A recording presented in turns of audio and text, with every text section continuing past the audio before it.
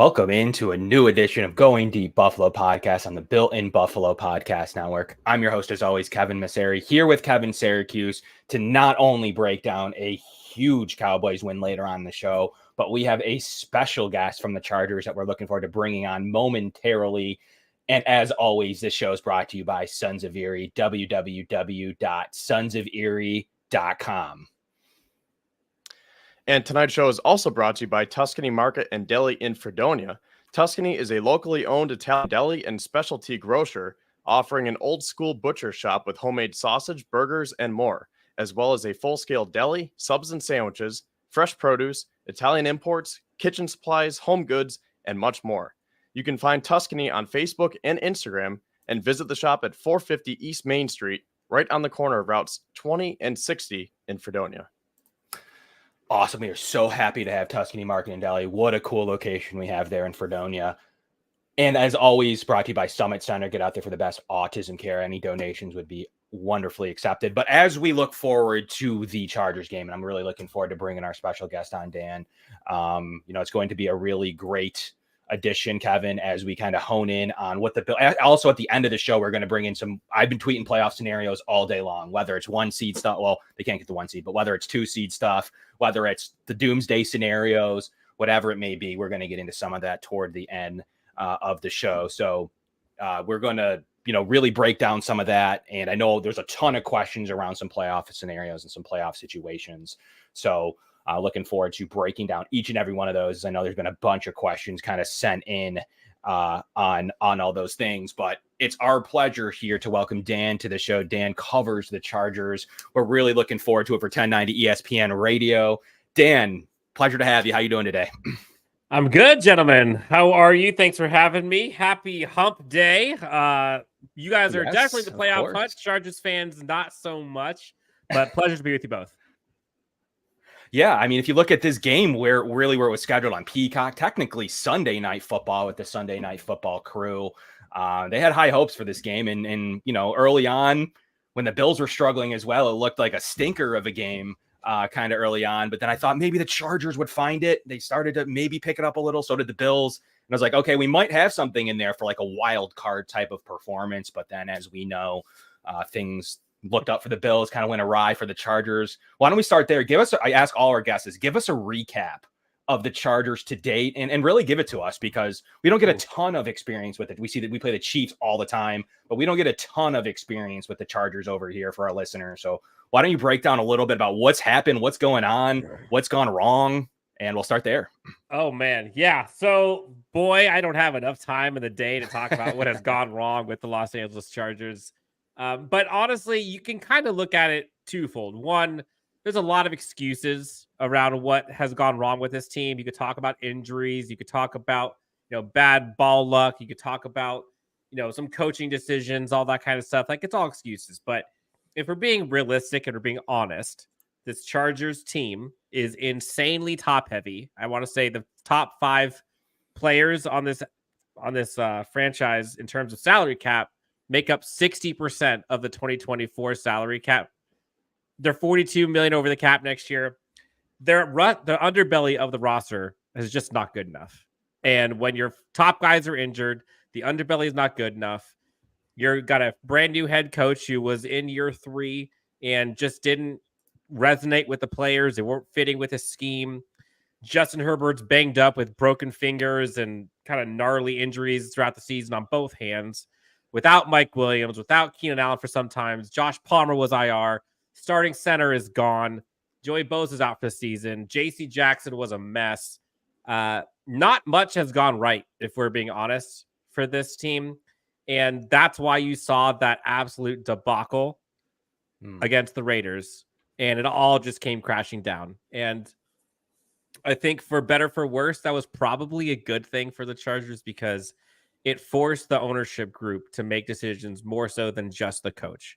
And there's a bigger issue with the Los Angeles Chargers around like culture and consistency and vision and creativity and adjustment and draft strategy. There's a whole bigger picture. But in short, the team needs to be refreshed, rebooted. Obviously, when you have Justin Herbert, you're okay. Like, the biggest piece of the puzzle is there.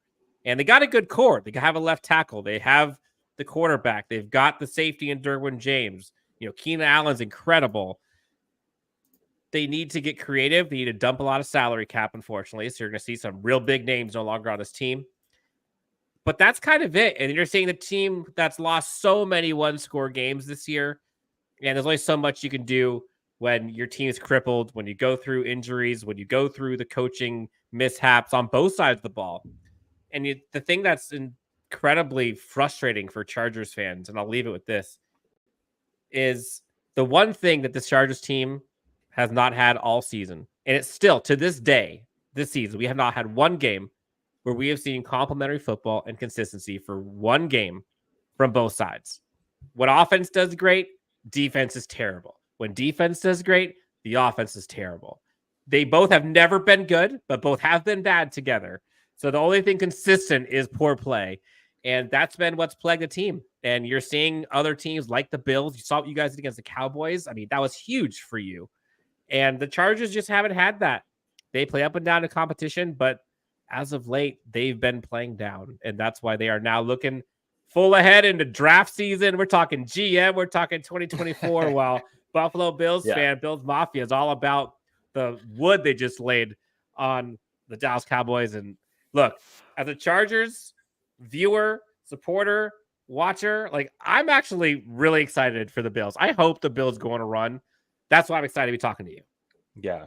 Glad to have you. And look, they came off of a pretty fun and interesting Chiefs win as well. One where, you saw Mahomes melt, a really rare kind of full meltdown.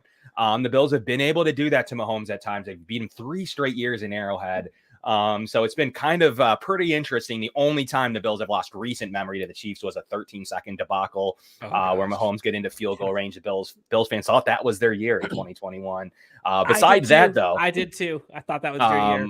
The Bills play the Chiefs extremely well. They've had they know how to stop that offense, even when it was a little bit better. They've given some fits at times, but right. And then coming off of that into a Chiefs win and an overtime loss in the swirling rain wind against the Eagles. The Bills, have been roaring high since the Joe Brady swap. So what made this game specifically interesting is it's a big game for them. It might not feel like that from the Chargers side of you, that it's the first game with a new coach.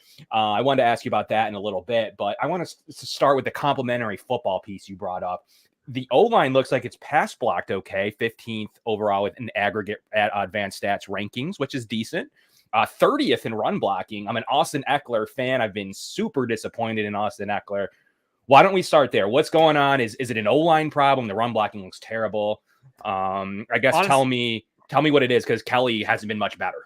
Oh yeah. So that's one of the things that's interesting, looking at metrics versus watching actual game footage. And it's really fascinating to me kind of seeing the national versus local perspective, even local perspective.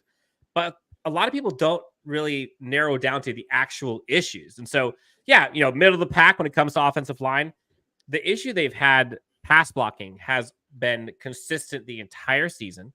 And it has always been in pressure situations, the offensive line blocking, and honestly, more so the tight ends and running backs that are supposed to be blocking on the edges have been so leaky.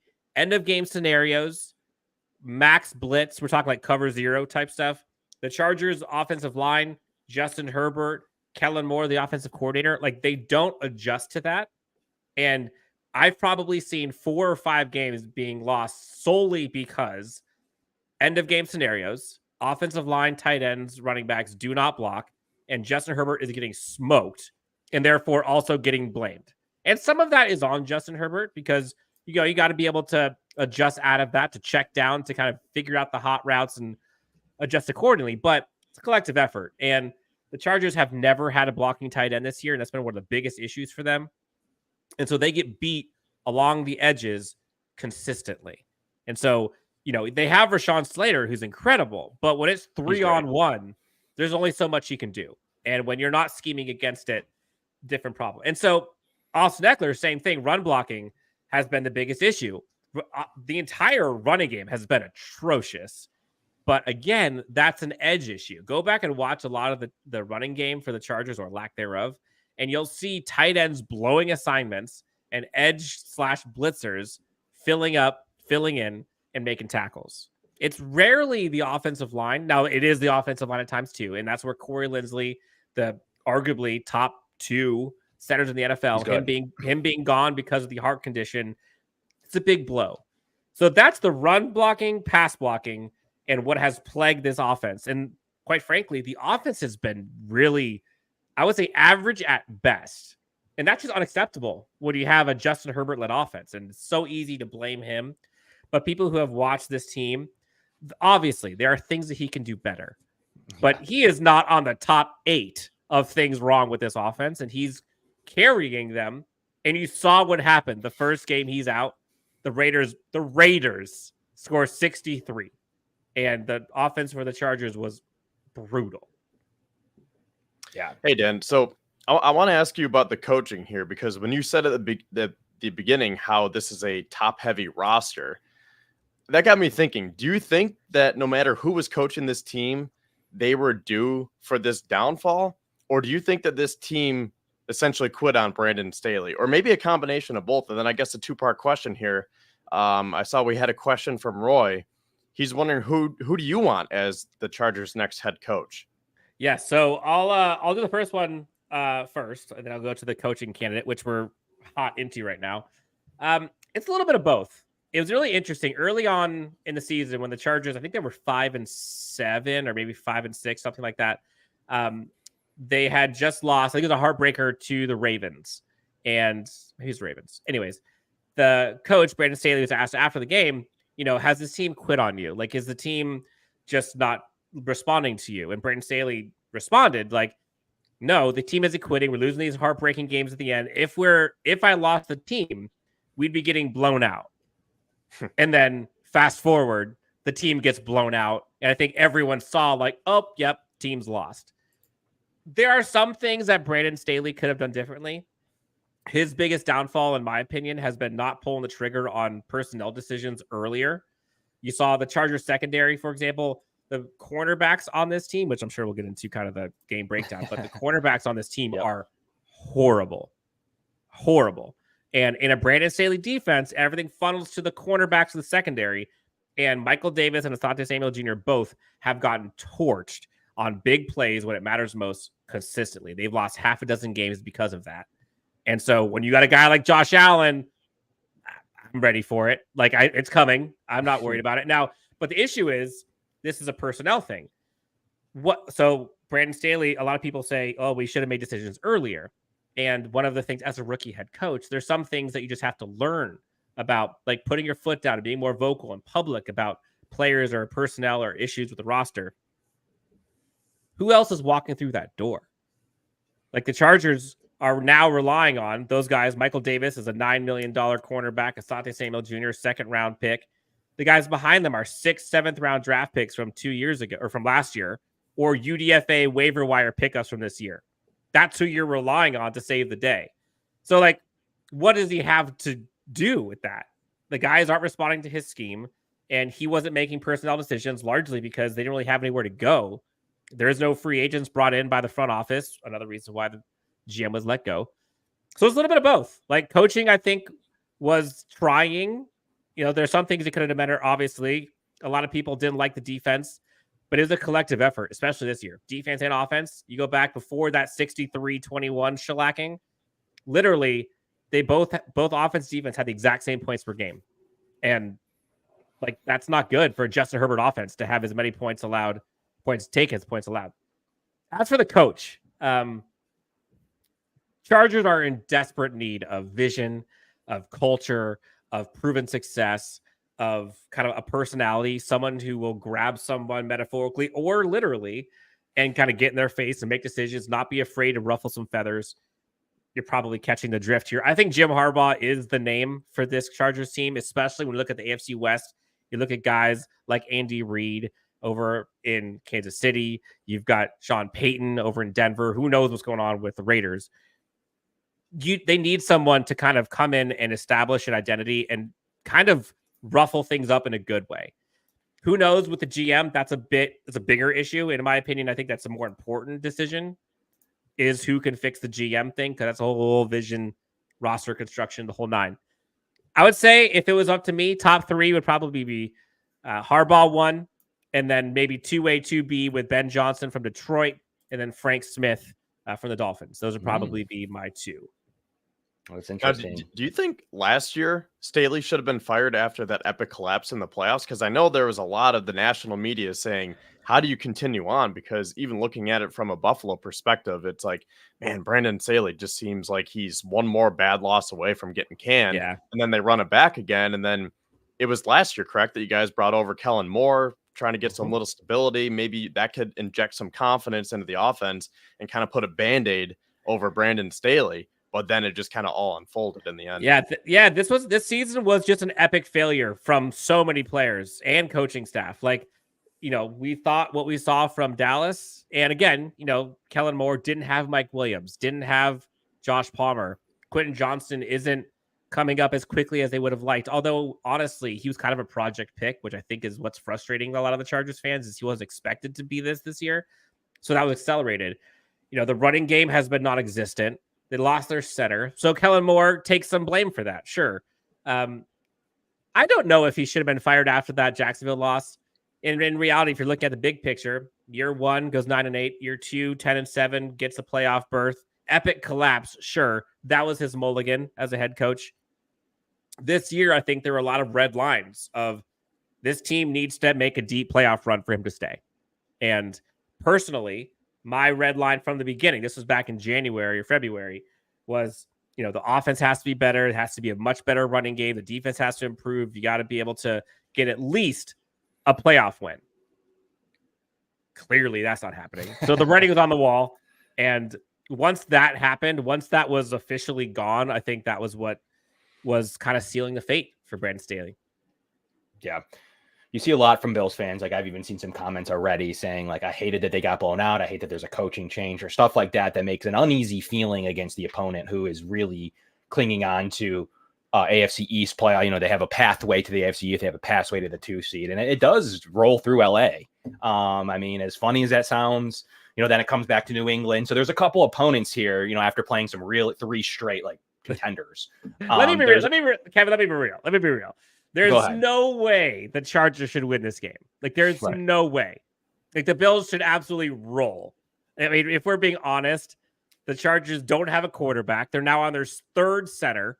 Keenan Allen hasn't practiced all week. He probably isn't going to play. So they're going to have Quentin Johnston, Josh Palmer, and waiver wire guys. Their defense, Joey Bosa's not playing. They're either going to be starting Michael Davis, who's been cooked all season, including last game, by the way, or they're going to have someone like a Dean Leonard, who hasn't played so far this week, or a Jazeer Taylor, who was a 6th-round pick last year, or a Sang Bassi, who wasn't on the team until week 3 or 4. The linebackers have been exposed. New coach. Offense hasn't been good all season. Defense has been terrible. They're like it. If we're looking at 2 different teams, 2 different trajectories, it could not have gone more polar opposite than what the Bills did to the Cowboys and what the Chargers got done to them by the Raiders, who's lost 0-3, I think, the week prior. Yeah, there's some poetic justice there. Yeah, there is not a single part of this game that the Bills don't have the advantage. So you're saying play Stephon Diggs if you're a fantasy football fan out there. In other words, absolutely. Yeah. Okay, yeah, absolutely. I need a big week from Diggs because it's the first week of fantasy playoffs in my one league, and Diggs has been. You've probably seen just from the outside looking in, he's been pretty quiet. It hasn't eclipsed 100 yards since week 6 against the Giants. But this could be a week where he gets back to 10 receptions, 150 yards, and 2 touchdowns by the sounds of it. The Chargers are a team where you give people, you go up against a team like the Chargers, whatever that stat is of either a guy has been a little rusty, hasn't been able to get a breakout game in a month, or they haven't been able to get a run game going, or they haven't scored a touchdown in weeks. Chargers will fix that. Yeah, what I wanted to bring up for you before we put the coaching thing to bed. So the Bills, Sean McDermott's 3rd in the league in making the right decisions in going forward or kick situations. And, it looks like the Chargers, Staley was making, 15 right in the middle of the league and making the right call on 4th down, which to me shocked me. I would have thought he would have been on the end, kind of where the Patriots and Colts are. but it doesn't seem. I mean, it seems to be was he not okay game day? Like in game day, was it a game plan issue? Like where did he struggle the most? Like where are these? Like the fourth quarters were so bad for you guys. What was going on? And as a defensive coach that had the number 1 rated defense coming over, to just consistently have these bad defenses, it's confusing. And that's the frustrating part is, again, like the national media, it's really easy to find things and narratives that are what people pick up on, but aren't actually true. Like in-game scenarios, the issue that Brandon Staley had was the fact that like sometimes they're too aggressive. And sometimes they're a little reckless, and instead of taking the points, they'll go for it on 4th down unnecessarily. But that really hasn't been the reason they've lost. The reason they've lost is they haven't been able to adapt. They haven't been able to adjust to opposing teams, and especially when it matters most. End of game scenarios, 4th quarter, last minute drives by both offense or defense, absolutely brutal. And it's a trend that we've seen all season, both on offense and defense. You watch game-breaking plays given up by the secondary specifically over and over and over and over again. And then when they give it up, let's say Chargers are up 20, or Chargers are down, 23-20, right? Chargers offense methodically go down scores because they don't have anybody who can break a game open with one play 70 yards. So it took them 5 minutes to get a touchdown. Finally got a touchdown. Then defense gives up a touchdown immediately. Justin Herbert now has the ball back with 1:15 seconds, 2 timeouts, and then absolutely just gets trucked by the opposing defense on cover zeros, and there's nothing they can do. Yeah, that's how so many games have lost. And you can put that on the coach, but I would put that more on Kellen Moore. What has Kellen, like, you're an offensive coordinator with the Cowboys. That offense was humming, and now this is what it has turned into. He kept his job too. Which is interesting. Giff Smith gets the head coaching job, or interim head coaching job. Yeah, D-line coach here. Kellen Moore is very respected here, and a lot of people are wondering, like, was he given a fair shake because of all the injuries and because of all the stuff going on? It's kind of both, honestly. I need a lot more from an offensive coordinator with that pedigree, regardless of the guys you have in the building. Show me something that is adjustments. And the thing is, even when they've done that, that's when Keenan Allen crazily gets a drop, or Ross Neckler fumbles, or Keenan fumbles, or it's just been a season of failure and unfortunate events. Who's leading the defense now? Same thing. So Derek Ansley, who was the defensive coordinator technically. Again, it's Brandon Staley's defense, but he's the head coach. He called the plays. Derek Ansley was kind of the pseudo DC. Now he's the actual DC. He will be calling defensive plays. And he's a respected coach as well. So Giff Smith, head coach, Kellen Moore, offensive coordinator, Derek Ansley is. And they let go their run game coordinator, right? Defensive run game coordinator. Yeah, they have. Okay. I think there's going to be a lot more changes for the coaching staff, obviously. Sure. But it's been a mess. And I give the Bills credit because they went through. Every team goes through this at some point. Like, look at the Eagles, the Niners, the Bills. You go through stretches where it gets tough and you got to rally. And the Bills did that. And there was a moment there where it's like, are the Bills even a playoff team? Mm-hmm. And now what the Bills did against the Cowboys, regardless of if people are sick on the Cowboys, like, miss me with the excuses, okay? Yeah, they had won 5 straight, and they were talked about now as the 1 or 2 seed in the NFC. Like, the Eagles were trending down. They had just got rolled. So we heard it all coming in. Jerry Jones even comes out and said, well, it was a little bit wet up there. They got absolutely rolled. Like, Dak Prescott is going to struggle on the road in the playoffs again. He can't have those kind of stinkers. The Bills have been really good at matching. I was really interested to see Herbert because I wanted to see Sean McDermott again.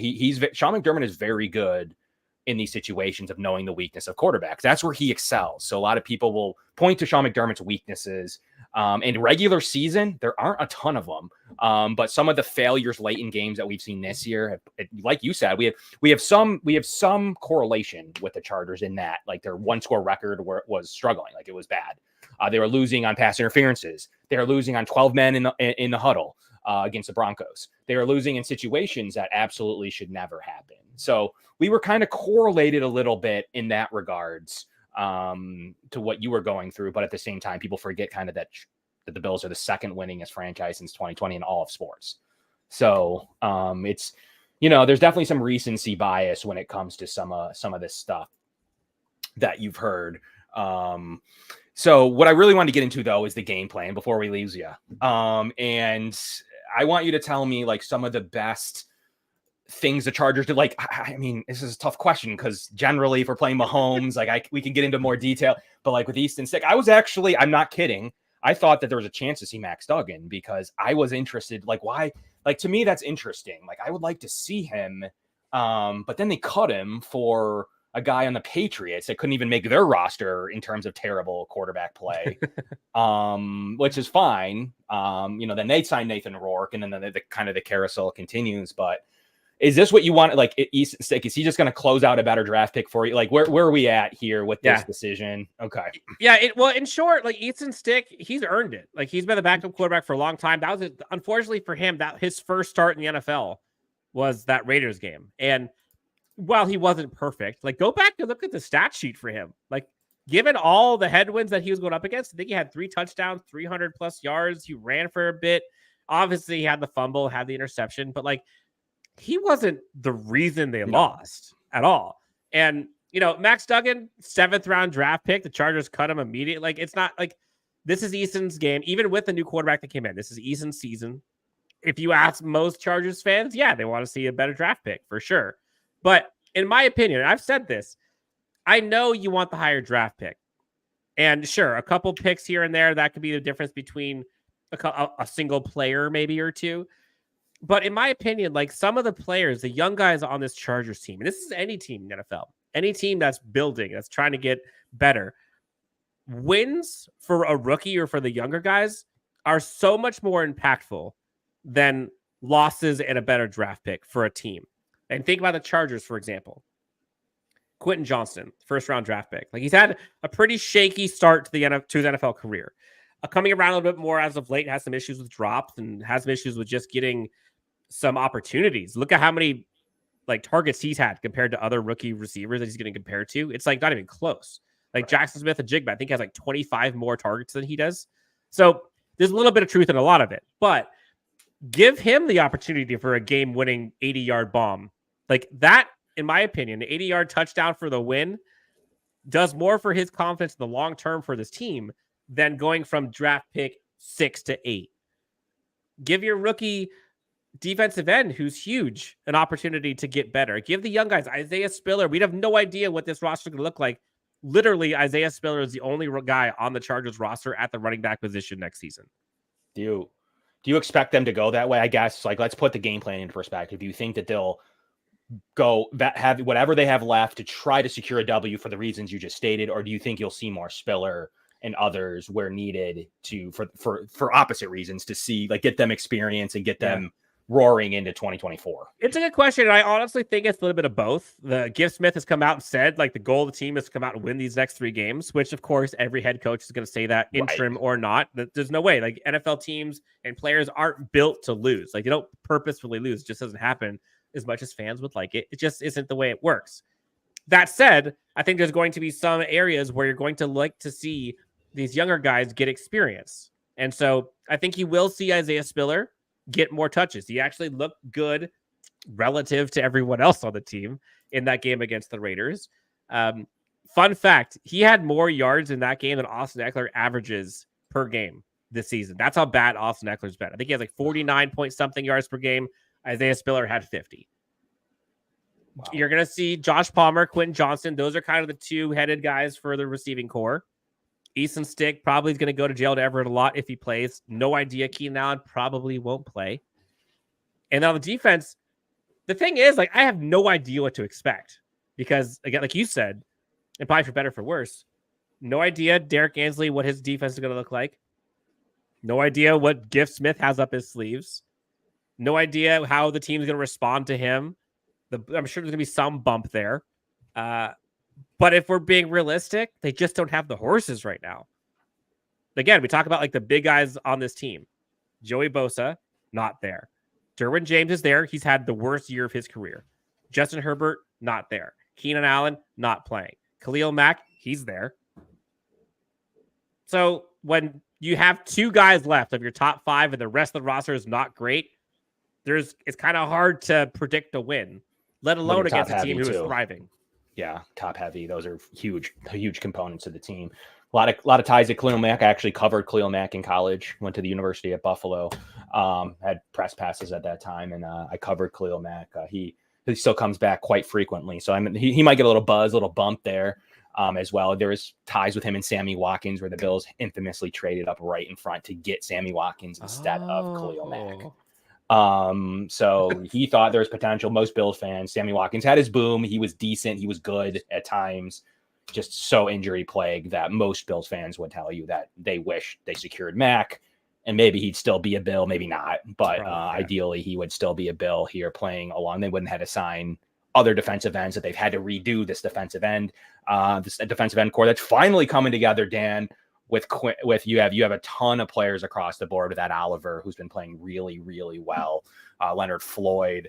You're starting to see Von Miller get back into the swing of things. AJ Epinesa has been kind of a revelation at the end of his contract. Just absolutely foiling Mahomes when they play. And then Greg Rousseau the same. Like those are his worst enemies in Kansas City. So they have been very good here. And then they've developed in a homegrown linebacker when Matt Milano next to Terrell Bernard, who's been excellent, absolutely fantastic in the Sean McDermott defense.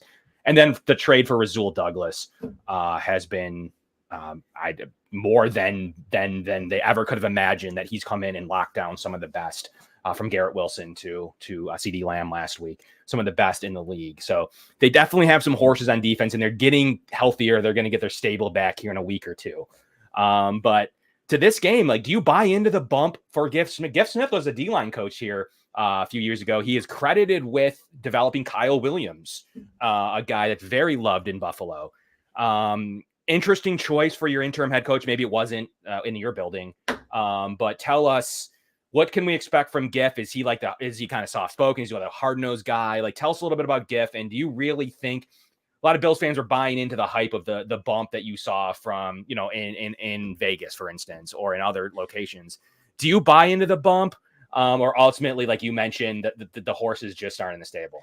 I mean, how big of a bump are we talking about? We just lost 63-21 to the Raiders. Well, I mean, a bump from that. Sure. There could be a bump from that. Absolutely. Could they be better than that? Yes, they should be better. And they are better than that. That was the worst we've seen. That was the most embarrassing loss I've ever seen covering this team. Yeah. But that being said, the Raiders are not the Bills. And Easton Stick is not Justin Herbert. And Keenan Allen, Mike Williams probably aren't going to be playing. And the starting center is not, like, there's just a lot going in the headwinds for the Chargers. And there's no reason. I mean, what is the spread right now for this game? Like, it's like 13, something like that. Yeah. So I guess maybe I'll ask you this. Like, Giff Smith is respected. Like, you listen to some of his press conferences, you're like, dang, like, I'll play for him. Like, I'm not going to be good, but I'll play for him because I'm going to try hard. Like, for you guys, what's the path for the Chargers winning this game? I think it would have to be the Bills beating themselves. And that's what we've seen all year, where they kind of self-destroy against the Jets, the Patriots, the Broncos. So I think that's like the kryptonite here that Bills fans are scared of, that the Bills could just implode. And then you see a Mac Jones-led drive for the game-winning touchdown, something like that. Like, Easton Stick leads a game-winning drive, and the Bills crumble in the final moments. But I'm going to remain optimistic and say that the Bills play their best when their backs are against the wall. So I'm kind of with you. Like, I really don't see a route for the Chargers winning, but this is the ultimate trap game. Yeah, and think about those three teams that you just mentioned. You said Jets, Patriots, and Broncos. All three of them have a defense. Yeah, a pretty darn good one. And the Chargers just don't right now. They just don't. Belichick's had his moments at foiling Josh throughout time. The Jets definitely have their moments of foiling Josh throughout their time, their history there. And then Broncos game was like the destruction of Joe Brady disappearing and a terrible special teams blunder, not subbing in right. So, I mean, to Kevin's point, that's probably the path, but they haven't lost in December in 2.5 seasons, like since the beginning of 2021 in December. Wow. The Bills are really good in December and January specifically. I think it's 19-2. And once again, their one loss was an overtime game to Brady. And the other, when he was their Super Bowl winning year, and the other was catastrophe weather in Western New York. So beside those two games, like I said, they're ninth. So they to Kevin's point, they do play backs against the wall. They play really good in this stretch. They've ended every season with at least a 4-game winning streak to going into the playoffs. And this is when they play like any good quarterback. This is when you saw the best of Josh. Now they can run the ball, Dan. Now the Bills have been seen to be in the top 5 in a lot of rushing categories, which is that the big, what is in theory, how do the Bills win? Running? Are they going to attack those corners? Give us your final. Yeah. What's the best way to beat the Chargers? If it was me, I'm attacking the corner. I'm attacking the secondary all day long. Attacking the linebackers as well. Like Dalton Kincaid, Knox, like those guys should be going ham. Okay. I think Kenneth Murray, he's been better than he's been in the past, but not great. Eric Hendricks is kind of an up and down, a little long in the tooth when it comes to age. You've seen some up and down play, but in coverage, not great. So linebacking core is not good. They're average, I would say. Secondary has been terrible. Derwin James is kind of all over the place, but in a bad way. I think he's kind of flailing at this point. And it's not his fault, right? Because he's just being asked to do everything. And when you do that, sometimes you're spread too thin and they're thinking too much. And so I hope to see the Chargers simplify it down. Maybe that'll help. So if I'm the Bills, I'm probably trying to beat the linebackers and beat the secondary. And on defense, pick a poison if you're the Bills. Like the Chargers, realistically, like they haven't ran all year. So I don't see that changing, especially with a defensive front like what the Bills have. And the receiving core for the Chargers, you're left with a rookie receiver who has been struggling this year. And you're left with a guy who's been out all year, except for last game was his first game back since like week 3. Those are the top 2. Then you got waiver wire pickup. You got a Darius Davis. Honestly, that's probably the one way that the Chargers would win is special teams. If the Chargers can get like a kick return for a touchdown, which they got the best return in the NFL right now, Darius Davis in yards per return, he could get one. Every time he gets to the ball, I'm telling you, be careful. Like, do not let him return. Kick it through the end zone. The Bills are known to pooch it. Like they are known to put it at the 3. Do not let him beat you because he was the fastest player in college football last year. They drafted him, and he had a kickoff return during kickoff return during preseason, punt return during the regular season. Okay.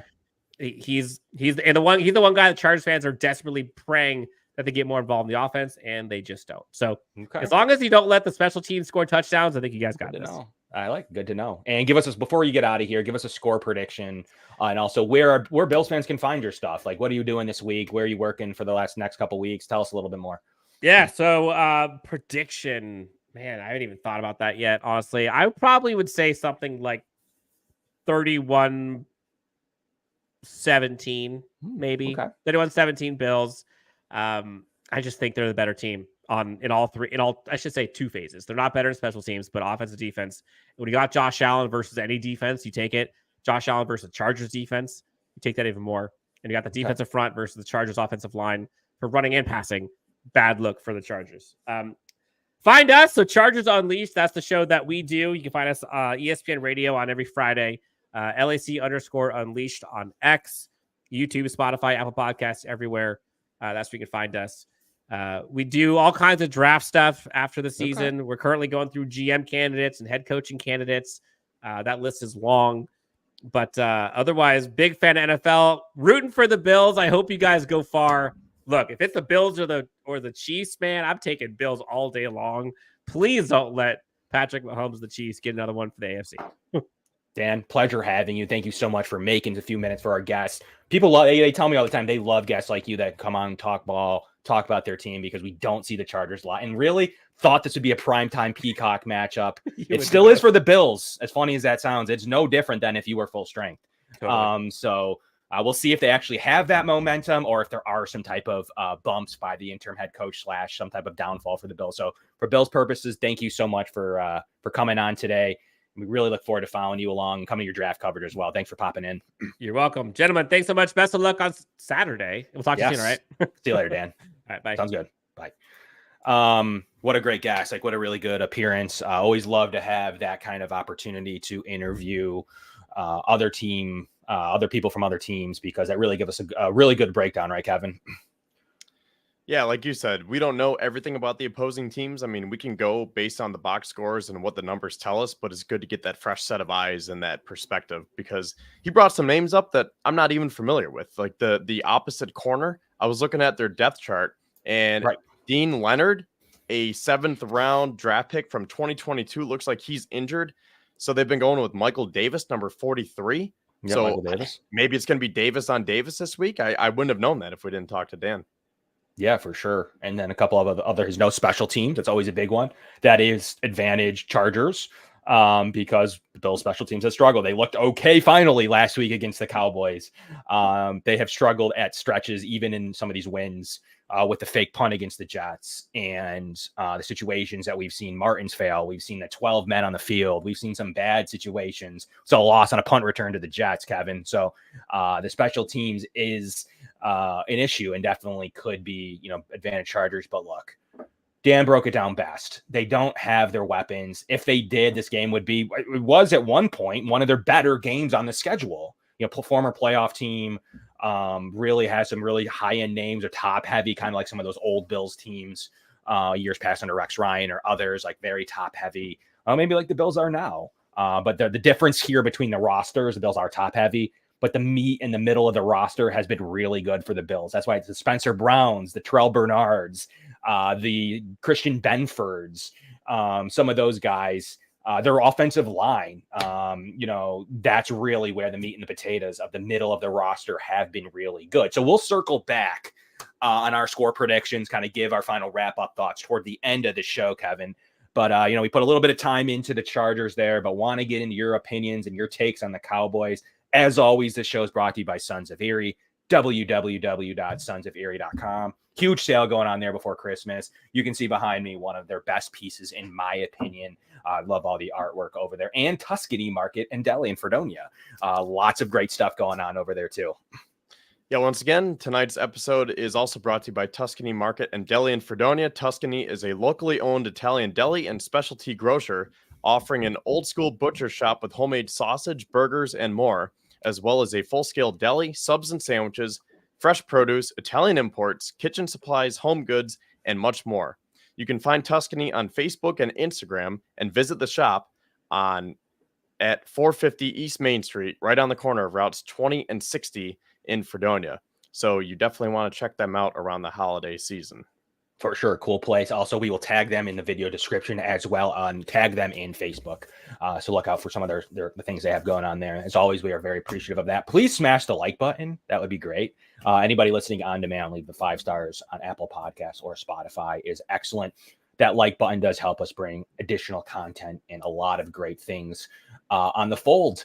As long as this doesn't end up like the Falcons game last year.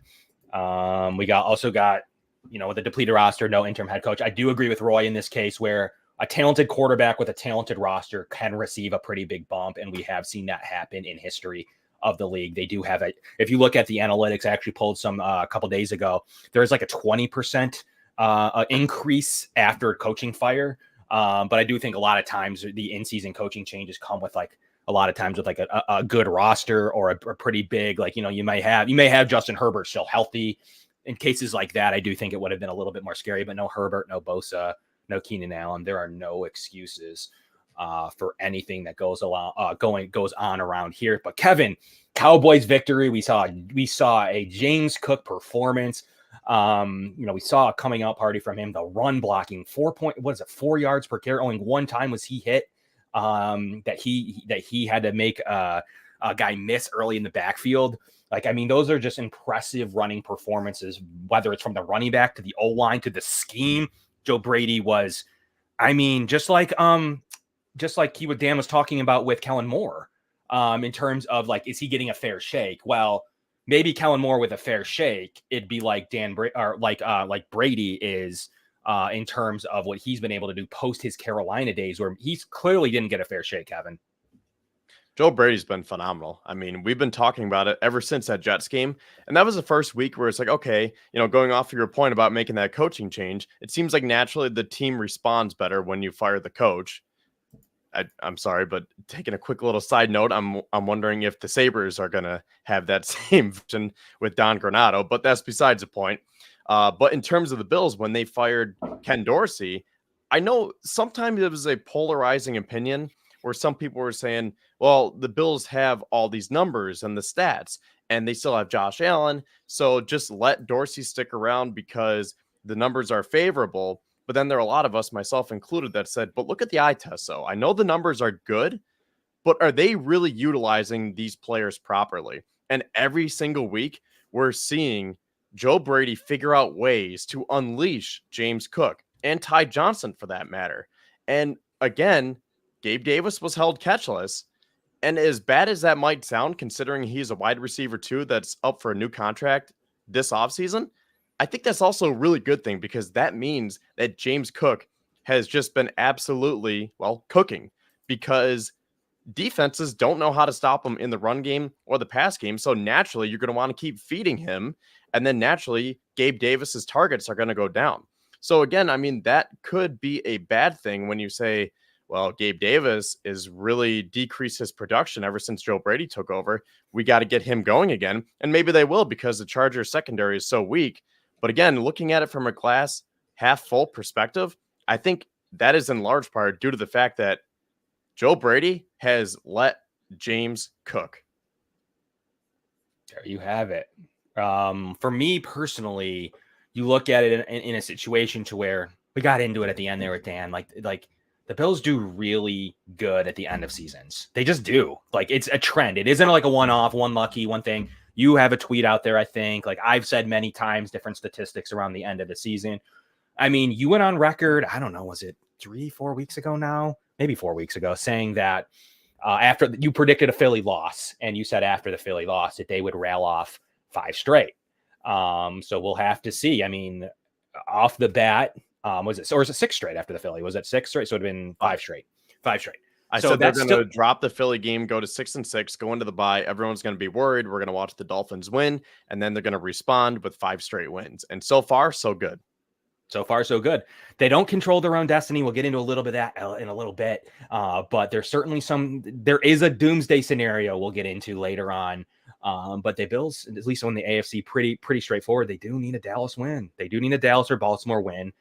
They definitely want a situation to where they can control their own AFC East destiny, not just their own playoff destiny. So there's a couple scenarios we'll get into in a little bit. But from a Bills defensive standpoint now, I mean, you can't do much better than that. They had a little lapse early on with scripted plays by Dak Prescott, but buckled down around midfield and really put some pressure on Dallas all day. They got to him 3 times against a pretty good Dallas offensive line. They got even more pressure, basically had them off rhythm. The Bills' corner scheme was great. The help side with Taron Johnson going to Poyer and dime, bringing in Cam Lewis, who played excellent. McDermott's a great defensive coach. Like whether he has issues in game or whatever we want to say off the field, regular season, Bills defense is really good. And you saw a snippet of it. We've seen some lapses though this year, which was starting to make people nervous against New England in the game you mentioned and a couple of other problems. But are you feeling confident now with this defense and Sean McDermott with what they've done in back-to-back weeks, only allowing 27 points to Mahomes and Dak Prescott, to always a top quarterbacks, couple of MVP. I mean, Dak was like top 3 in MVP voting prior to the game. Mahomes, not so much right now this year, but he's always been an MVP candidate. How are you feeling that you've let up an average of 13.5 points to 2 top 5 offenses? Well, I said this 2 weeks ago, and I'm going to say it again. The Bills did the hard part. The hard part is over. You beat Kansas City and you beat Dallas. Now, that's not to say that this is going to be a cakewalk, because to my point earlier, we've seen the Bills drop those very easy winnable games to the Jets, Patriots, and Broncos. So, again, I'm going to remain optimistic and say that they will be able to pull it together. And we're not going to see those old Bills, rear its ugly head again, because I think this is a new team. So, yeah, I mean, I have been really, really impressed that they have been able to contain Patrick Mahomes and Dak Prescott, 2 of the best offenses in the NFL. And I know that the Chiefs were down this year and still are, but the Cowboys were ranked number 1 last week. We talked about that when we were going over the team stats. The number 1 scoring offense. They were top 5, top 10 in just about every single category. And say what you want about the weather, but Dallas had no answers for this Bills defense. And I think it is so impressive considering the injuries that Sean McDermott has had to deal with this year. And you're getting guys like Leonard Floyd, Terrell Bernard, Christian Benford, Jordan Phillips, who unfortunately is dealing with that wrist injury now. But talk about the depth that this team has put together. So I should mention Brandon Beane's name here. But regardless, this defense, I feel confident against any team now. Now, if you are in, let's just say, this week, for example, when they go to SoFi Stadium, or the Super Bowl is in Glendale? So it's going to be in Arizona, or is it in Vegas this year? I don't even know. I haven't looked that far yet. Vegas. Yeah, so either way, when you make it to the ultimate goal, it's going to be an indoor climate, perfect weather conditions. They're not going to have to deal with the elements and the factors. But I mean, look at Terrell Dodson. Perfect example. Now, say what you want about Terrell Dodson, but PFF loves him. And I'll say that Terrell Dodson has been playing some great football lately. And maybe he's not the best linebacker, especially in pass coverage. And no one's going to be on the level of Matt Milano. But the way that he has been able to come in to replace Milano, and McDermott has been able to coach him up, I think that speaks volumes, because there just has not been any drop-off. And then going back to the secondary, you mentioned Rasul Douglas. That was one of the best trade deadline acquisitions that I can remember in recent memory, because Douglas has consistently shut down opposing wide receiver ones. And we all love Trey White and we miss him dearly. But at the same time, we're not even thinking about him that much, because Douglas has just been such a shutdown corner. And then even someone like Taylor Rapp, he comes in for Micah Hyde. He had one of his best games ever. And I think that's a testament to McDermott being able to coach these players up. And again, Beane assembling the roster, and then obviously the players for executing. But right now, everything is in sync. And the Bills are clicking on all cylinders, offense and defense. And that has got me really, really confident for these final 3 weeks. And the big note that Daquan Jones was practicing today, taken off of the designated for return list, put onto the designated for return list from the standard IR, has 3 weeks to ramp up. By all accounts, from sources that I've been told within the team, he's expecting to play against Miami week 18. So that is what I've heard from inside the Bills roster, or inside the Bills team. We will see if that comes to fruition. But week 18 is what's on the fold for the team, as well as the Bills expect. We'll see what happens over the next 2 weeks. The Bills expect a full roster against Miami week 18. They got to get there first, though, Kevin. They cannot have any lapses going forward. And we'll get into scenarios in just a moment here. But they have to get the job done and not have one of these simple little letdowns that you've mentioned that they've had in some of those other games. London's one thing. That was a crazy scenario. The Jags were like at the top of their game. They are now struggling. The Bills had just lost a bunch of players and had to travel. That's a little. They just lost Trey White. And then lost 2 players in the game. So that's like a little bit different. And then Bengals are always a tough out with Burrow and Chase, and they were full strength. They dominated the 49ers. They beat the Bills in a tough game. They needed a Joe Mixon run at the end of the game against Josh Norman to salt that game away. Beside that, though, those 3 games are acceptable. The Jets, Patriots, and Denver games were unacceptable losses here for this roster. And then the Philly in overtime, the game that was maybe the hardest of all of them. And the Bills played really good. Needed a 59-yard field goal in rain wind, as well as an A.J. Brown fumble. To me, that was a fumble. You're going to call other things fumbles in this league. We've seen it happen. That was a fumble. Bills should have walked off there on that fumble recovery against A.J. Brown. But alas, that they win 2 straight, and they've played really great. And to have Daquan Jones come back with 3 top 20 corners, Benford, Rasul Douglas, as well as Taron Johnson, 3 top 20 corners right now. And Kyrie Elam is healthy again. Kyrie Elam's healthy. They don't have a roster spot for him. What do you even do to get him on the roster? You've already cut AJ Klein in order to activate Dawson Knox. I don't know who you cut right now, especially if you still need Kingsley Jonathan here. It's a tricky situation. The Bills do not have the roster spot to activate him at the moment. So I don't know what they do there. And even Daquan Jones are going to have to make a move somewhere to bring him back onto the roster, especially with the emergence and kind of the spot usage of Linval Joseph as well, which is another addition to this team that, the Bills have found pretty useful here. And then hopefully I think Mookie Hawkins also just had stated that AJ Epinesa is hoping to play this week as well. It is healing quicker than he thought. And I quote, he's a game time decision. He's been able to move better this week and feels like things are mending sooner than expected. So that is the report that we have from Mookie Hawkins from WUFO 1080 AM 96.5. So that's what we got. You know, the Bills are getting healthy at the right time. They were able to prove it. Cam Lewis came in safety coverage, and now people are talking about Cam Lewis as a potential replacement for a potential loss of Micah Hyde as well in the future. So the Bills, they develop DBs, period. It's a strange situation with Kyrie Elam, but the rest of the roster has developed. They generally don't miss on DBs. You even see Alex Austin, who was drafted by the Bills, starting in the league right now in New England, I believe. So it's quite crazy what the Bills are able to do at the DB position. And part of the reason why, and now the defensive line is top 3 or 4 in the league in sacks. And you have a situation that that's really good. I do not believe Phillips goes on IR or he's out 4 games and would miss the first playoff game. By all accounts, he is expecting to play the wild card round. I don't know about week 18, but by all accounts, he's pushing for it. So I don't think with the limited games, they have to have inactives anyways on game day. I think you see Phillips go to the inactives list instead of IR now that we're within 4 games left of the season, 3. You won't see as much IR usage unless they're done. So that being said, I don't believe he goes on that list. I think you'll want him prior to 4 full games being removed from the system. Finally here, as we talk about, to pivot a little bit back to the Chargers game and what this Bills roster is going to be able to do. This spread, Kevin, makes me nervous. Just all things, there's nothing that's pointing in their way. Kind of reminds me of New England. However, I guess New England's roster at that time was a little better. Is Mac Jones better than Easton Stick? I don't know. It's tough to me. I don't think that roster is very good, but the Bills are playing better. So let's construct the game plan.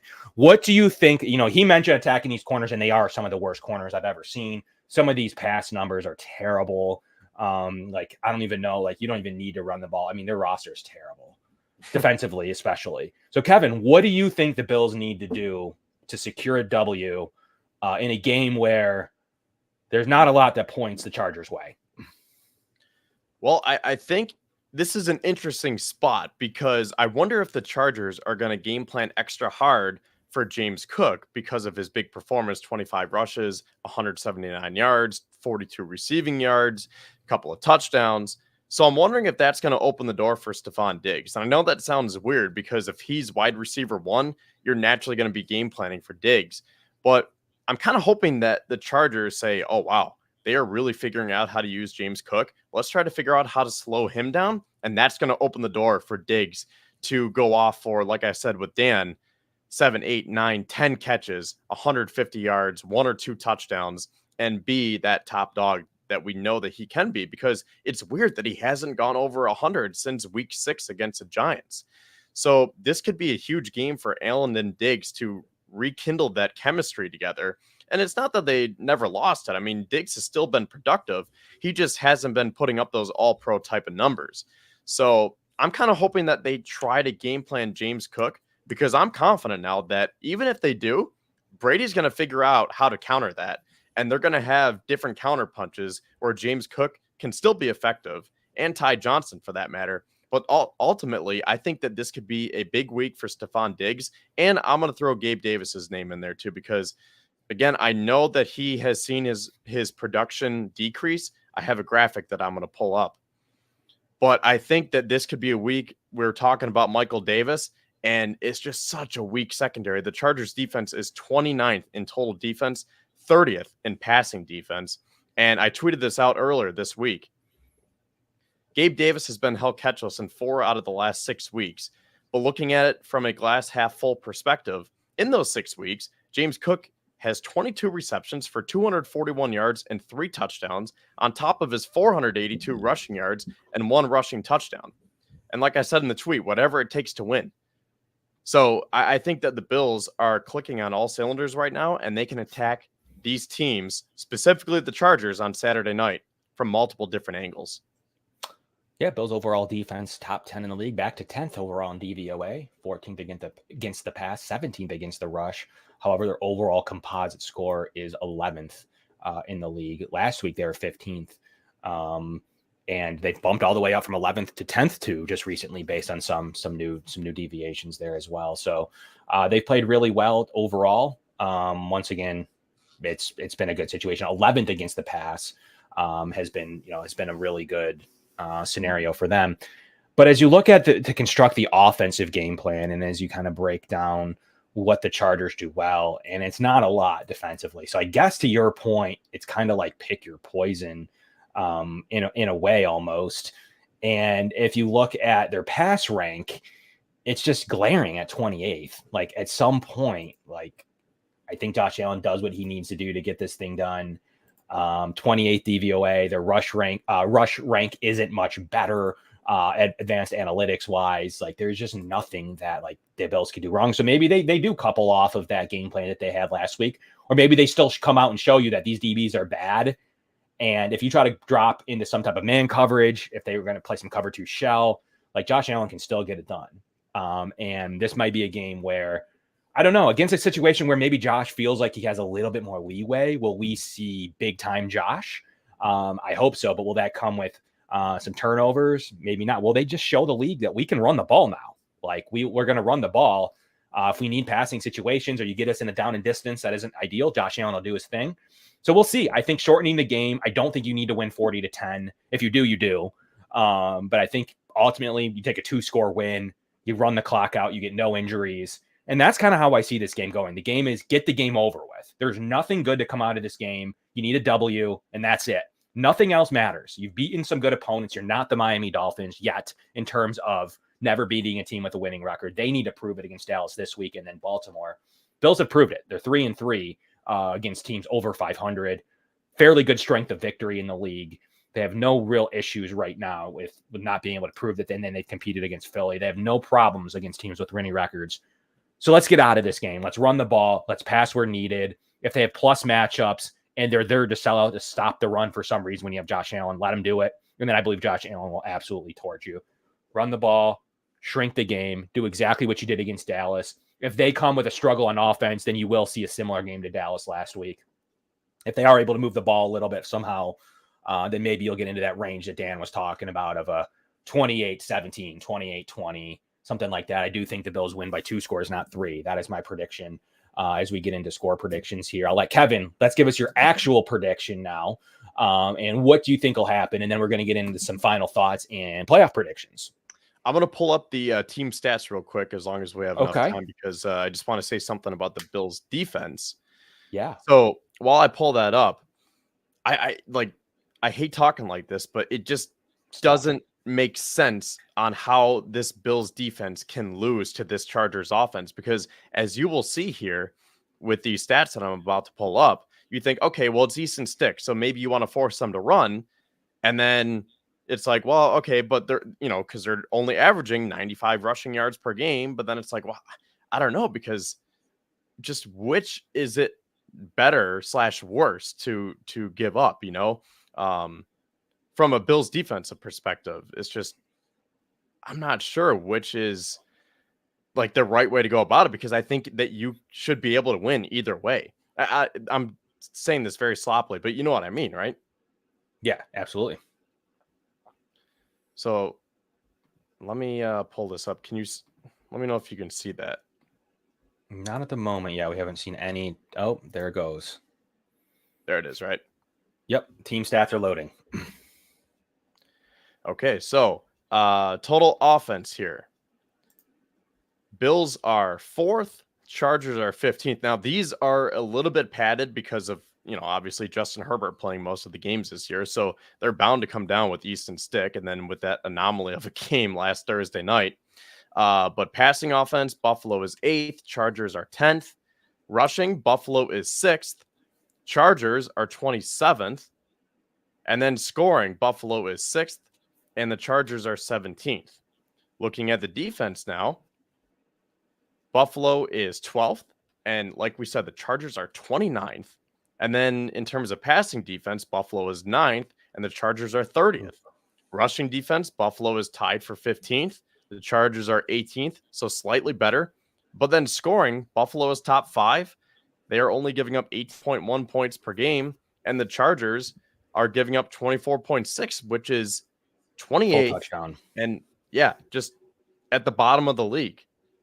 So I think that either way. Oh, and then real quick, some additional stats here. This is the one area where the Chargers do pretty well in. They are 6th in sacks with 44. Buffalo is 5th with 45. Point differential, this is a big one. Buffalo plus 125, which ranks 5th in the league. And then the Chargers are minus 42. Turnover differential, Buffalo's plus 3. Chargers are minus 2. And the Bills have given the ball away a little bit more than the Chargers, but they've taken it away a little bit more as well. So that's why they have a better turnover differential. So, I mean, just every way you look at it, it looks like it should be a big Bills victory here. They only take it away once a game, the Chargers. So hasn't been a way for them to win. They don't take the ball over very much, which is good for the Bills. Like, ultimately, he asked us, what is a way besides special teams? It's turnovers. Like, let's be honest. That's how they've had a struggle in all these games, like the Jets, the Patriots, and others. How there's a chance for the other team to win, minus a special teams blunder, is turnovers. They're only taking the ball away once per game. Even if they get that one in this game, it's just not going to be enough. Josh Allen did not turn the ball over last week, and really, he has a better touchdown turnover ratio than anyone in the league. The ball's in his hands a lot, so you start to see that. And hopefully, it is a back-to-back relaxing game to watch. Kevin, time to give us your score prediction and what you think is going to actually happen. All right. So in terms of my score prediction, I think that this is going to be a huge Bills victory. Again, I just don't see a way that this team can fall unless it's one of those games like New England. But I just see this as a new team. This is a new Buffalo Bills team ever since the bye week. They're doing it again. Like my prediction from a few weeks ago, they are coming together as a team. They are not letting this Tyler Dunn article ruin them.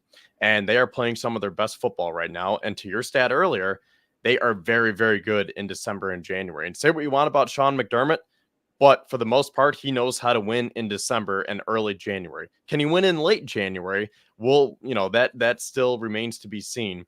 But I think in terms of this week, I just see the Bills passing and running all over the Chargers, and the Chargers just not having the answers on either side of the ball. So I have Buffalo winning 41-17.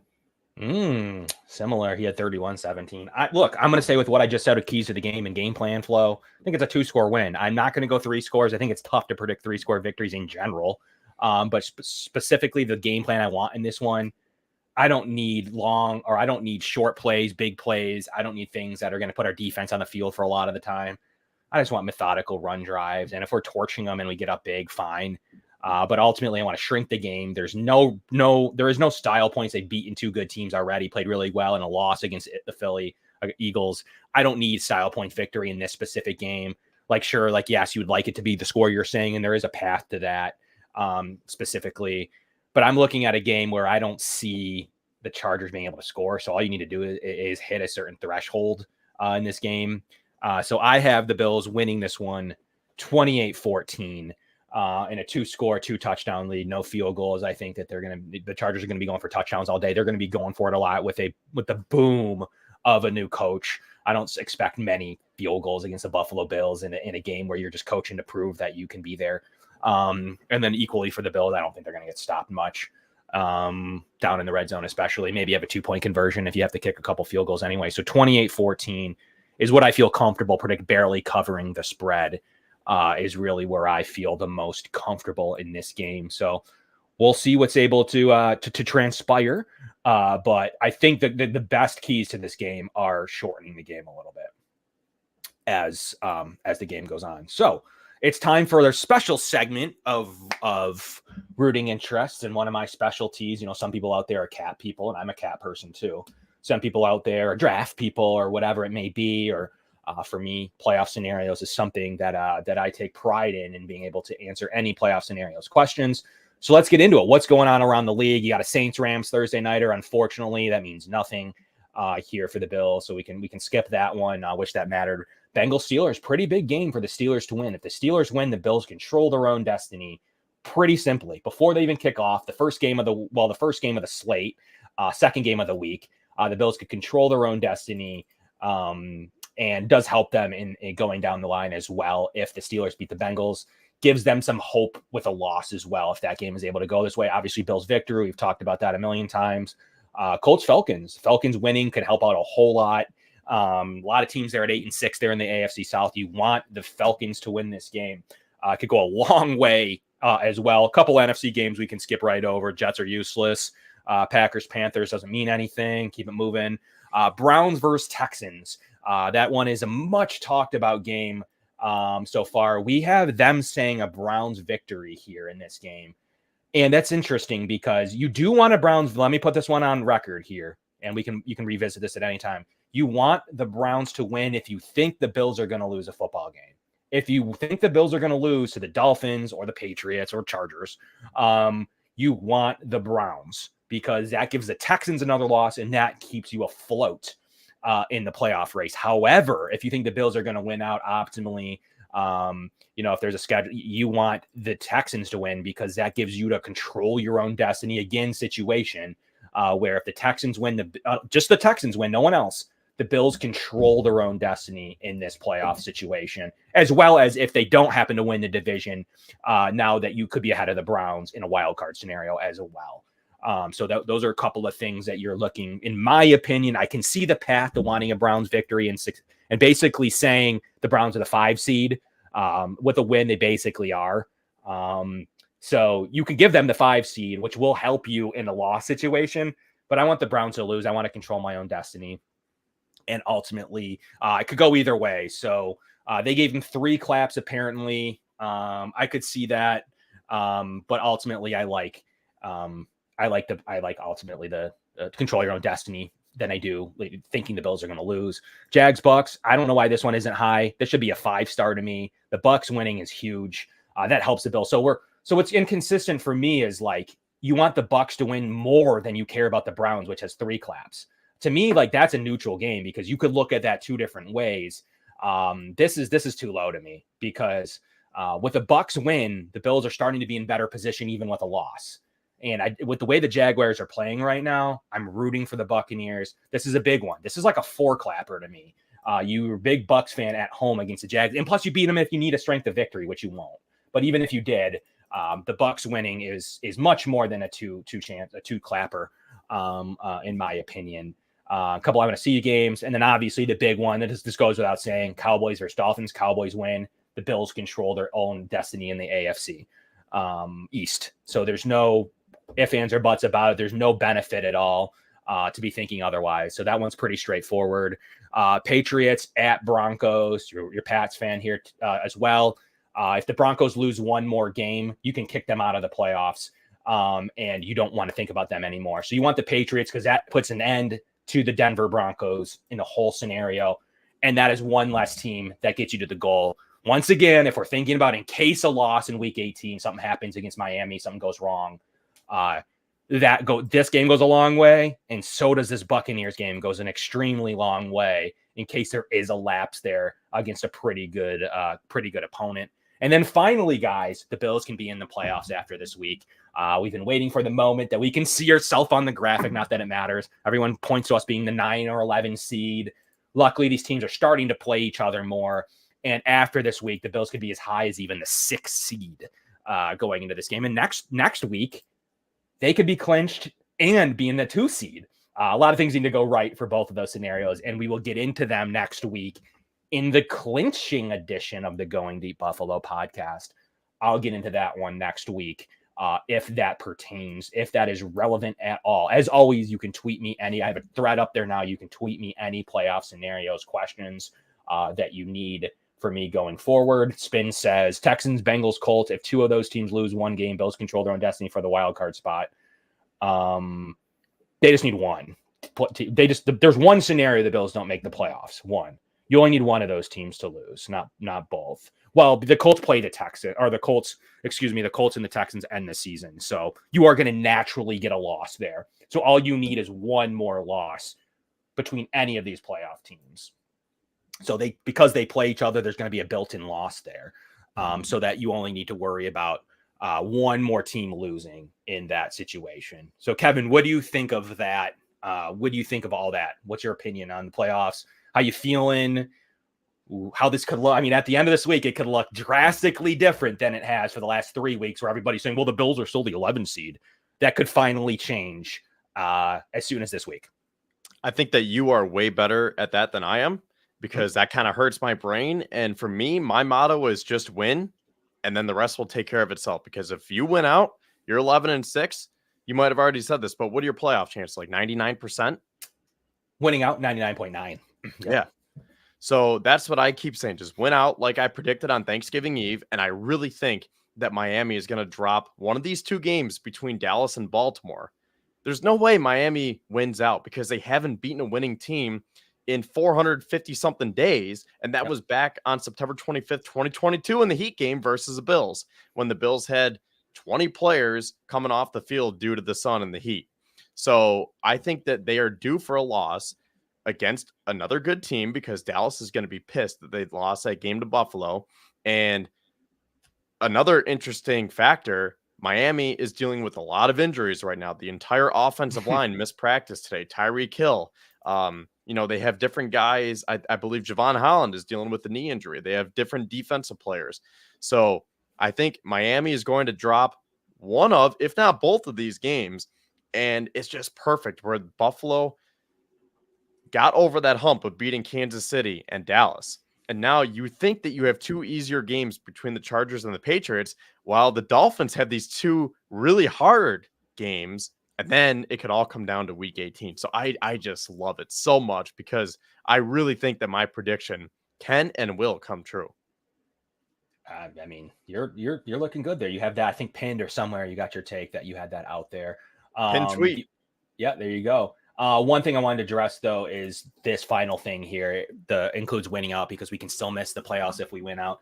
They do not control their own destiny at the moment, Kevin. So the one thing needs to be said, you did need to pay a little bit attention to my thing, because even if they just went out, baby, there is that one doomsday scenario where the Bills cannot make the playoffs if everything, 13 games, 3, including a +3 Bills games, so 16 games. If those all go one way, the Bills are out of the playoffs. So they can't just win out. I don't believe that'll happen. That's where you get the 99.9, because the odds that all 16 games of those hit is astronomically low. The odds that all 5 of the games you need this week to hit is plus 2,300. So 1 in 230 chance that the Bills will not control their own destiny coming out of this week. That factors a Bills win, right, guys? But if the Bills win, they will control their own destiny. The odds are 1 in 230 that the Bills will not control their own destiny. So that is one thing I just want to be clear. You only need one of Miami, Jacksonville, Cincinnati, Cleveland, or Indianapolis to lose, and the Bills will control their own destiny here in this game. Notice how I didn't say Houston, and that's because Houston and Indy play. And Houston actually plays Cleveland as well here in this. So in order for the Houston Texans to make the playoffs, they will help the Bills out along the way, beating Cleveland and Indy, thus giving the Bills controlling their own power. So you don't overly care what Houston does, hence why I'm rooting for them to beat the Browns this week. But it's not looking likely without C.J. Stroud. The receiving core is all beat up. I don't think they make the playoffs. They had a nice little midseason push. I don't believe there's enough there for that team to get done. And lastly, the doomsday scenario is Miami needs to beat Dallas and Baltimore. Jacksonville needs to win out. Cleveland needs to beat Houston and the Jets, but lose to Cincy. Cincy needs to win out Pittsburgh, KC, and Cleveland. Indy needs to win out Atlanta, Las Vegas, and Houston. And that's your doomsday scenario. And the only way the Bills wouldn't make the playoffs in that one in really 230 chance just this week alone. It's really 1 in about 1,000 chance that hits, Kevin. So if you're better, get out there and bet on all those. Get yourself some good juju and bet on all the Bills opponents that could knock them out of the playoffs, because you ain't going to win that bet with those kind of odds. And I certainly hope that comes true. Final interest, final talking points, final takeaways from this Dallas game, from this Chargers game. I'm going to push it to you, Kevin. Give us the final thoughts as to leave our great viewers with some great info. Well, I have two takeaways. One, I want to go back to that defensive talk that we were having about game planning for Saturday night. And I know I was a little sloppy the first time. So I want to just make sure that we understand what I'm saying, because there's another point that I feel like we haven't really talked about yet. So if I'm the Chargers, I'm not sure how I want to attack the Bills, because what is exactly working right now? Because you have a backup quarterback in Easton Stick who is unproven. So you naturally say, well, let's just turn to Austin Eckler. But they have such a poor rushing attack by the numbers. They're not even averaging 100 rushing yards per game.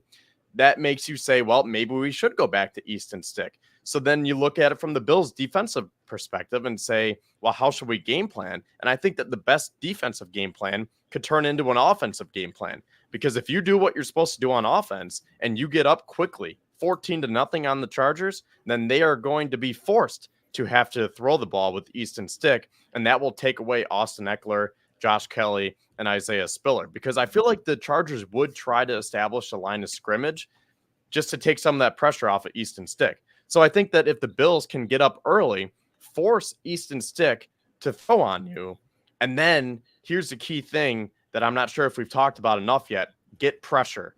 Because I think that the Chargers offensive line has been playing decent, but I think that they are suspect. And I think that you can get the pressure on. And I love the way Leonard Floyd has been playing. And, Von Miller, say what you want about Von, but I've been seeing positive strides from Von Miller these last couple of weeks. And I think that he is starting to come on. The brace is off, and I've been seeing a nice uptick, maybe not from a production standpoint, but you're seeing the pressure. And, just all the other guys, Greg Rousseau and Jordan Phillips, I know he's hurt, but Ed Oliver has been just an absolute dog. And it seems like whoever they've been putting in, they have been rising to the occasion. So I think that is the best defensive game plan. Just get pressure up front and continue to win on both sides of the line of scrimmage. Yeah, I mean, there's a lot of paths to victory, Kevin, in this game, and it's so hard to even pick one. Their DBs are so bad. Like, how do you not throw it? You're going to win on both lines of a scrimmage. Like, their D line's decent as far as bad as their back seven is. So maybe like that will go for throwing it. He mentioned the matchups with the linebackers, and they don't even really have corners. They just not like the Bills do. So it's going to be interesting on the defensive side. Like, Easton Stick should not be able to do anything. You need to keep him under 13 points. It's pretty simple. Like, maybe he has a scripted opening drive of the second half. This is a game where you can defer as take the ball as I am. And as great as it was to go up last week. And to me, like, I'm a take the ball kind of person. Like, that's where I reside in these football games. Like, I want the ball. I want to be up in a football game, and it worked against it works against the teams where winning records. I don't really care what they do against these lower end teams. But when you get the ball first, I just think, and you can score, the odds are exponentially. Look at what Dallas had to press the rest of the game from that Latavius Murray touchdown. So I think ultimately 12 play, 7-minute drive. Look, what kind of way to start a game than that? I want the ball. I want to be able to get it done. But ultimately against this team, like, you can kick it off in this game. I won't be too mad. Even though getting up early against Easton Stick could be the way because there's just really no path in that case too. So I like that's and then don't let their special teams look. He mentioned how good their special teams unit can be and could be a path to success there for the LA Chargers. And there's not going to be much of a crowd factor. The weather is going to be nice. There shouldn't be any external factors from crowd to snow to rain that gets in the way of this game, which is nice to see. And even though the Chargers are 20th in DVOA, I expect that to drop like a rock because that's how much it's being held up by their offense with Kellen Moore, Keenan Allen, and Justin Herbert. Their special teams ranked second in the league, special teams. So Bills are 18th. They played a little bit better recently in special teams related play over the last couple of weeks. But there are those blunders that are still there. 18th is scary range, but that is advantage Chargers. So don't let that matter at all. You want there to be so many kickoffs. It doesn't really matter what Darius Davis does on his kickoff returns. But hey, we have to rely on other teams. We didn't sub right against Denver. We let Mac Jones drive the ball. We couldn't stop Joe Mixon. We couldn't get anything going in London. We couldn't stop a punt return in overtime against the Jets. So they're definitely, and then we couldn't stop a 59-yard field goal, and we couldn't hit a connect with Gabe Davis in overtime. Otherwise, Bills would be undefeated. Even taking the Denver game, Kevin, they would be in an extremely good situation. Just subbing right or standing there on defense, the Bills win, and they'd be in commanding position right now, even with just a 9-5 record. That would basically be it. They'd basically be in similar to win in scenarios because now they have some tiebreakers, AFC record, a couple other things. It's as simple as that, not putting the right players on the field. But they've made it a long way since then. They kind of went through the gauntlet stretch of initially the Jets defense to the Eagles, into the Chiefs and into the Cowboys. And what was supposed to be a really tough game into the Chargers. The Bills, I guess you want to call it, catch a mini break, not having to play Herbert. They got lucky there. But they do have to play a coaching change and a scheme that you have really no idea what they're going to do. So final takeaways from Kevin as well. Myself, appreciate our show sponsors today, Sons of Erie, www.sonsoferie.com, as well as Tuscany Market and Deli. So check out all of their specials across what they have going on there in Fredonia. So we're happy to have them on board here for the holiday season. And Summit Center, some of the best adult and children autism and needs and care in all of Western New York. So they have a donation page. That means every dollar helps them drive another student and another program through their programs. Give us some final opinions as we wrap the show, Kevin. What do you have on your mind? Just win, baby. Give me something quick to leave our viewers with. Well, I'm glad that you brought up the Jets and the Patriots and the Broncos again, because that segues perfectly into the last thing that I wanted to say tonight. Because as much as it pains me and the rest of Bills Mafia that we lost those games and just the way that we lost them, it also motivates me. And I think it motivates the team because I'm trying to look at it from an optimistic standpoint and say, you know what? Maybe if we had 11 men on the field, Ken Dorsey would still be the offensive coordinator and James Cook would still be buried on the depth chart and he wouldn't be unleashed like he has been. Or maybe if we didn't allow that punt return touchdown against the Jets, maybe they would have dropped that game to Dallas or Kansas City because they are not in tune. They're not as focused because they know that their backs are against the wall. And like we've said repeatedly on this show, especially tonight, this team plays their best when their backs are against the wall. So as much as it sucks that we dropped those 3 just stupid games, let's try to look at it from that positive perspective and say, maybe that is the motivation that this team needs to be the driving force out of December and into January, because this team is peaking at the right time. And all the other teams, we've talked about it before, how Pittsburgh's cooling off. You've seen Kansas City drop off. I think Miami's due for a drop off. And you know what? The Bills are rising. And you also know what? If this team continues to rise, they're going to be one of the most dangerous teams in the playoffs. And that really, really excites me. There you have it. From the Going Deep Buffalo podcast, Kevin Masseri, Kevin Syracuse. Just win some football games, 99.9% likely, and get a Dolphins loss. And this thing can turn in a hurry to seeing your team now in the 6th seed and with a chance to be as high as the 2 if a couple more games go their way.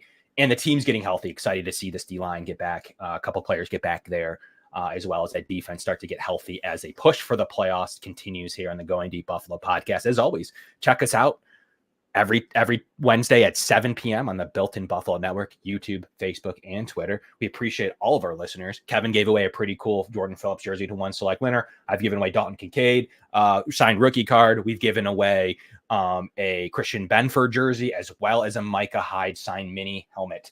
So we'll be doing things all the rest of the season as well. And I have a Damian Harris one coming up as well. So be on the lookout for that. Got another Damian Harris signed jersey coming out. Pretty cool jersey.